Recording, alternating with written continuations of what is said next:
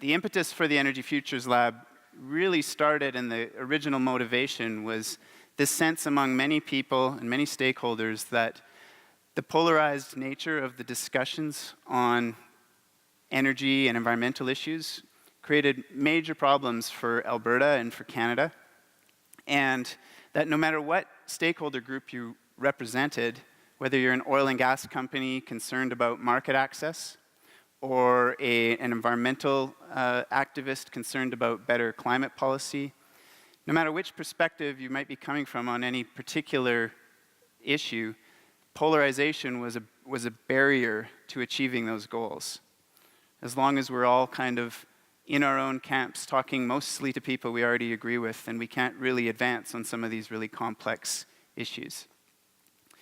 So that was the impetus for the Energy Futures Lab, was really an idea that we could create a forum where people from very different backgrounds could come together and look at the system together and understand the issues from one another's perspectives a bit better, and especially to create things together. That's the convening question of the Energy Futures Lab. It says, how can Alberta's leadership position in today's energy system serve as a platform for the transition to the energy system that the future requires of us? Mayor Nenshi referred to that part of it already, and I think that's a key element of the question. This question goes out of its way to be inclusive.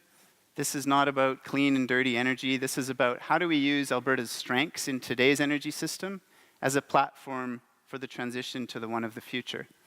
And of course, it begs the question, what is the energy system that the future requires of us? And that has become part of the work of the lab.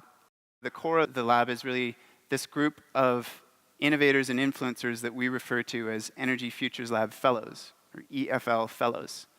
They're a group that come from a wide range of backgrounds, from oil and gas executives to clean tech and renewable energy entrepreneurs, First Nations leaders, environmental advocates, economic development professionals, representatives of municipal governments, and so on. And this group have been working together for a year and a half now. They have learned to see the system through one another's eyes. They've used that to develop a shared vision and a set of innovation pathways that they think the province needs to pursue. And most importantly, they've used all of that as the basis for finding collaborative projects that they can work on together and bring their organizations into collaboration. So you're going to hear from a number of these fellows, not all 42 of them, and we're actually in the midst of adding another cohort of fellows right now, but a few of the fellows. And you're going to hear about some of the work, the exciting work they do in their organizations, and some of the projects that they've been developing within the Energy Futures Lab. You're also going to hear from an esteemed group of panelists who are going to reflect on the ideas that have been presented from a number of different perspectives.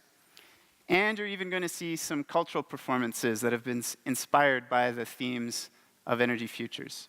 We wouldn't be here today if it weren't for the support of a number of organizations who really saw the need to engage on energy issues and engage one another on energy issues in a different way. Well, thank you very much for making all of this happen.